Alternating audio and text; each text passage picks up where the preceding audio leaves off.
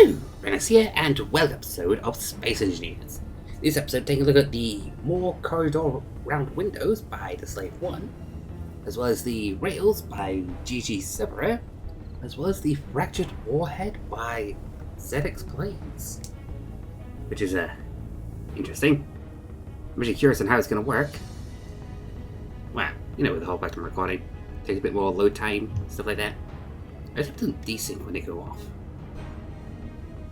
Anyway, let's first focus on the corridors. So to this, it adds a fracton. Obviously all these are split into groups. One group here, then each one of these lines is its own individual group, and then you got another group right there. Yeah, the first group involves lights. Lights of each kind. This is just a plain corridor with light. This one there's a window right there. Rather than that, you just go straight through it. See, it's got the tint. Then you got the version without the tint.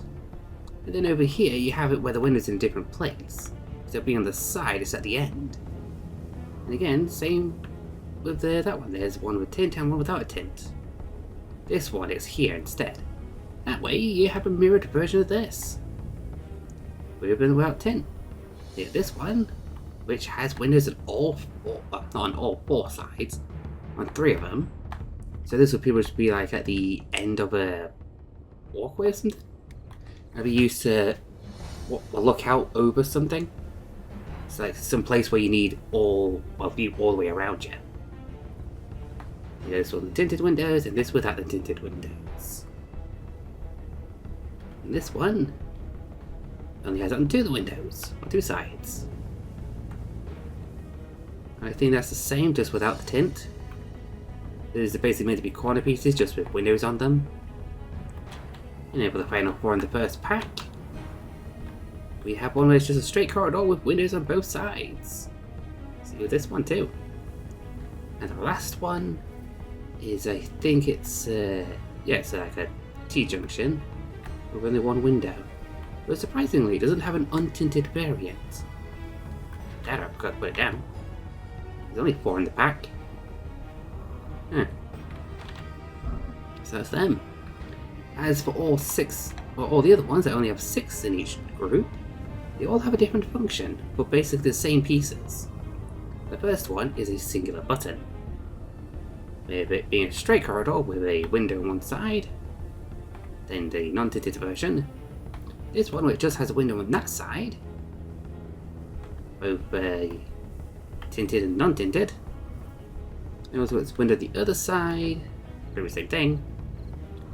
And then, oh wait, that's it. That's all 6. And all of these down here are basically the same thing as this, just different items in the middle of them. And so there's also conveyors or some. This one is a conveyor access, allowing you to access the inventory of your ships and bases, or whatever the hell you put the stuff on. The next one, back in a second. And then back. This one's basically a jukebox. Play whatever music you want within your tunnels. And then the next one in the line is LCD. So use this as a way to put up messages and say what's where. Which could be quite useful. They give directions to whoever's going through them. The next one's already got a conveyor. A little bit interrupted there. This next set has conveyors on the back, as well as a med bay. They can refill your oxygen and hydrogen as well as your electricity. I'm not sure if this helps though. Maybe it does. Do these have any ports on the bottom? I should check that. But yeah, all different window combinations with the med bay inside. So the next one is the 4 buttons. So you have more options.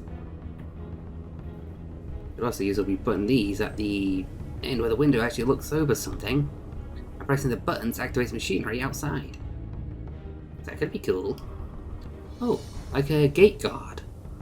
I say you have a little guard post that watches over a gate. You can have that button be used, or the one over there, used to open and close it. Yeah. Then you got your sensor one, where to detect anyone who's running through your tunnels. All different combinations. And then, alongside that one, you could also have the set one, which makes a loud noise if anyone gets detected. You can actually access things from just clicking on it. So yeah, there's that too. Have an alarm going off in any place you want. This one also has going to be air because this is the air vent. It's allowing you to pump air through all of the tunnels whenever you want them to be. Just have windows right next to side of your ship or something. Yeah, that's all of those ones. Each type is its own group, so you'll be able to easily select them. You can see right here. A lot of them. And then we've got this little group of 20. One that... Oh, why do I have that? It's in space. And this one is just basically a dead end. Obviously, it's paired with its tinted and non-tinted variants. And then you got the slab version too, with its two different variants to it. Makes that pretty simple. As for all these other ones, this one is a dead end because both sides are windows. Not sure why I'd have on the side like that, but you might have a reason for it. Ooh, that's actually a reason. Like walk in here, you'll be able to see on both sides of a hangar bay or something. Like say there's a wall attached to the side here, maybe even a gate, and this lets you look on both sides of it. Both sides of the wall or gate or whatever. Obviously you got the non-tinted variant. This one, it's got an all four sides, well 3 sides. Wait a minute, didn't we already do this one? Oh, the other one we did actually had lights. This one doesn't. It's tinted and non-tinted versions. Alright. Over here, got the next one, which just has one. It's basically the same as all those, but without anything extra with it. And then the mirrored version right here. So you can have it on whichever side you want it to be on, which can be helpful. Yeah, this one, where it has it on 2 sides. So similar to that one, where it's basically meant to be like a corridor piece. Instead of having just a window and a wall, it's got 2 windows instead. Thus allow you to have a bit more view on of the outside. As for this one, just basically a straight corridor with a window. And that's it.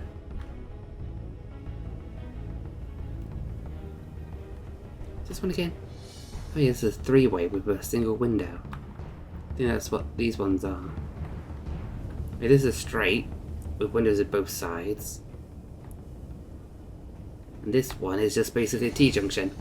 This allows me to make all sorts of combinations of passageways and tunnels to throughout your ships or your bases, having the windows be able to have easy view of whatever's on the other side. Whether it be a hangar bay, it be a storage space, or a production facility, or a welding bay or grinding bay or stuff like that. Just a place where you can easily take a look, just in case you need to. Last time I did one of these round tunnel ones, I did mention something about it'd be great if there was a door with the round tunnels. Vanilla's already done that. I completely forgot about that one. Yeah, Vanilla's already got that one covered.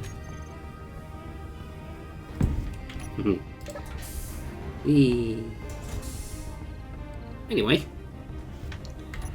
now that we've taken a look at that, how about we now take a look at the rails?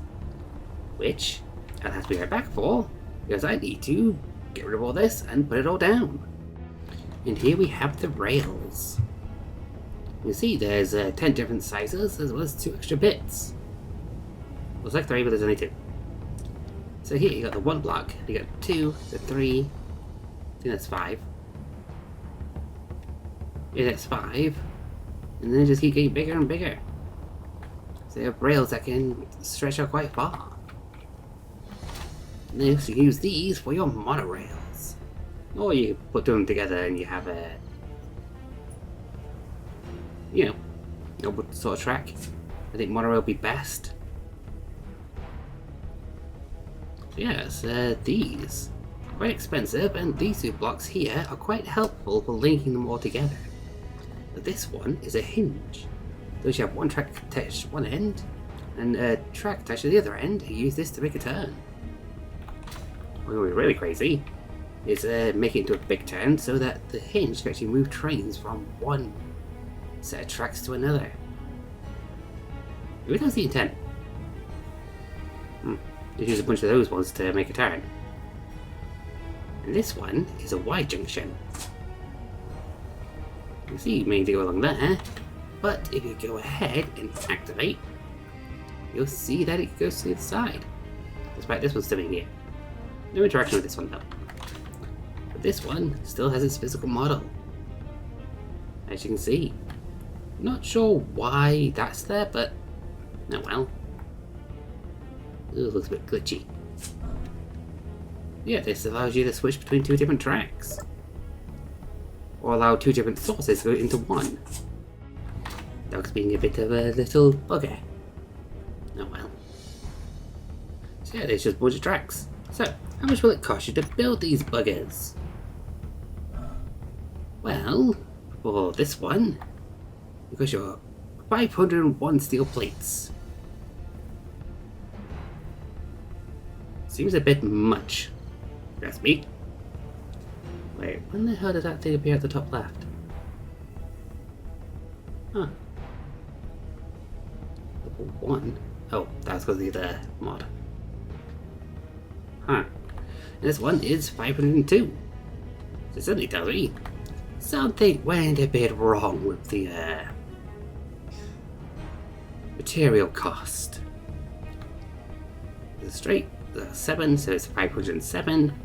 This is 9, so it's 509. It's 10, so it's 510. It's 15, so it's 515. We got 520 for the 20, and 525 for the 25 one.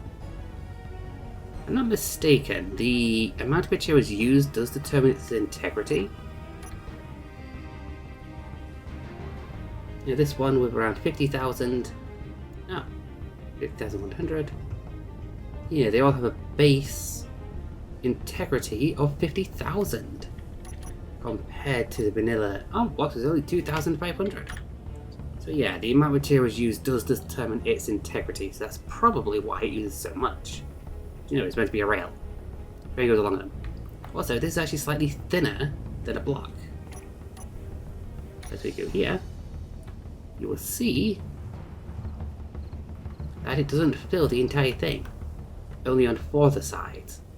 You know, just like a blast door block. If for vanilla. It's like that, and they can use these to make turns. Well, you get these alongside a hinge with small turns to make you do a bigger turn. So your trains can go around curves and stuff like that. Yeah, injecting the focus of these buggers. So the hinge itself, it's about 16 steel plates, 10 construction components, 4 large steel tubes, 4 motors and 2 computers. As the head, it's about 12 steel plates, 4 large steel tubes, 8 construction components, and that's about it. And yeah, there's that orange train icon to tell you that it's for this train mod. And this one with a lot more pieces to it. Not sure where the bulletproof glass comes in. Okay. 35 steel plates. Yeah. 80 construction components, 8 small steel tubes, 8 motors, 2 displays, 4 computers, and 25 bulletproof glass. So yeah, that'll be helping make it a train on, allowing them to get all over the place.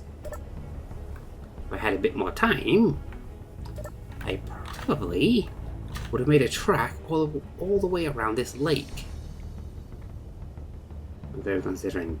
the curvature, I do some stuff to make it work right. But yeah. You have like one wheel on this side, one wheel on this side, a couple wheels on top to actually hold it up. And there's your monorail basically set. Well, that's everything for the rail. How about we next move on to the fracture warheads, which are very interesting and do a very interesting thing. So, let's get that all set up. Okay, here we are. This, the fracturing warheads adds 4 different warheads, each of different strength. As you probably assume. Are you jiggling? Focus on, they aren't jiggling again, are they? Ew. We got smashed up with jiggling for some reason. Not sure why. Anyway. It has the 4 different warheads, which are only available in small grids, so yeah, you can't get big versions. Wait, why don't I put these onto the small grid review pad? Never mind. And it also comes with a big assembler. Well, I say big, it's like 2x2 by 3? Yeah, by 3. It's always making noise too. The inside's always animated. It also comes with 5 new components. Got a logic isolation unit, a seismic core, a tension lattice, a ring modulation processor, and a phase capacitor. Now how do you get these? Well, obviously you need one of these buggers, which is a precision assembler. Holy crap. Which you need about 760 steel plates. Why is blue like this? 960 construction components, 20 glass, 40 power cells, 40 detector components, 220 superconductors, 456 motors, 100 displays, 100 large steel tubes, 400 small steel tubes, 420 metal grids, and 1,420 computers. Holy frick! That's a lot. But yeah, once you have this thing, you go into here, you go to production, and then you go to the control grade components. And all 5 of them can be found here. With the logic unit, taking you about 120 silicon, 60 silver, 60 iron, and 36 gold. The phase capacitor, that's 60 iron, 20 silver, 16 silicon, and 6 gold. As for the ring module, there'll be 36 iron, 120 silicon, 24 silver, 50 gold, and 10 cobalt. As for this thing, the seismic core, and the very last one, it's 60 iron, 42 nickel, 56 silicon, 30 gold, 45 magnesium, 16 silver, and 8 platinum. As for the tension lattice, luckily it doesn't require too many different components. 30 iron, 6 gold, 10 silver, and 16 silicon.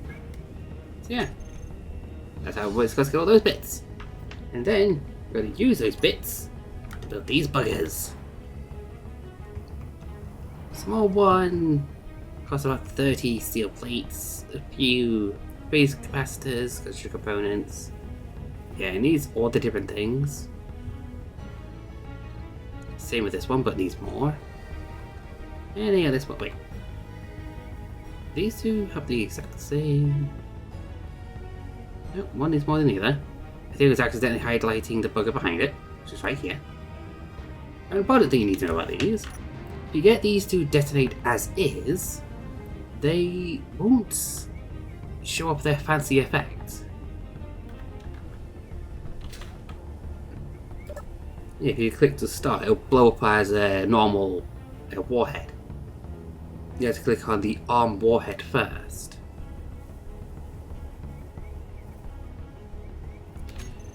So, Yeah, also I'm not going to show you the explosion on this because it will literally destroy the entirety of this base, which I do not want. Instead, we're going to go high up and detonate a test ship. Alright, we are at 30,000 feet inside the test ship. First things first. I'm going to open this. A high-built planet, huh? Main reason is because the way it works is that, well, let's just say I don't want to damage anything else I got in space. So all the stuff fall down to the planet. I have moved far enough that it won't land on the base. I hope. So we plop this little bucket down here. Now where's your access panel? Ah, bugger. Do you have an access panel? Oh, you got no terminal. Ah, balls.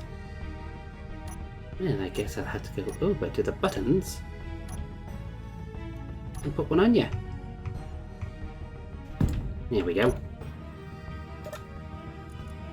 You arm the warhead. And let's start the countdown. Let's run. Oh, actually flashes. Cool.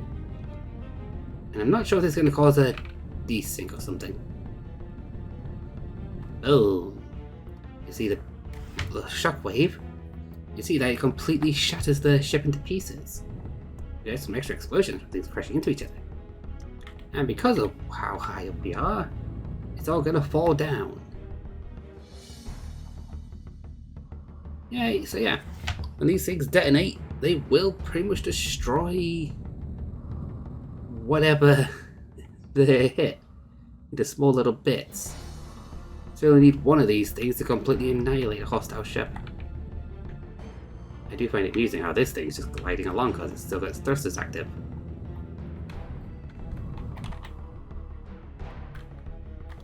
How about we go here? Get its batteries. Turn them off so it goes down. So yeah, that's that. All of them do the same thing, but each of them have a larger initial explosion. Just imagine if I actually had the mod that has everything burn up as it enters the atmosphere. Huh. That could be cool. But nope. Just end up all these little bits falling down to the planet. I wonder how fast it'll get. But yeah, also because of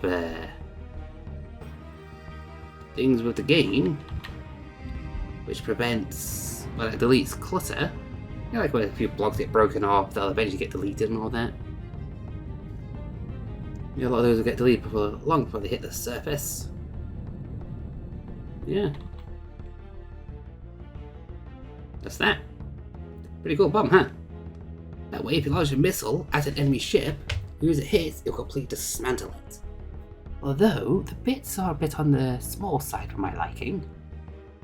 Like some of the commenters have said on the mod page, it would be nice if the bits were bigger so you can actually identify what the ship once was. Which could be pretty cool, for like storytelling sort of purposes and stuff like that. Yeah. That's them. So it'll be best if I end this one here.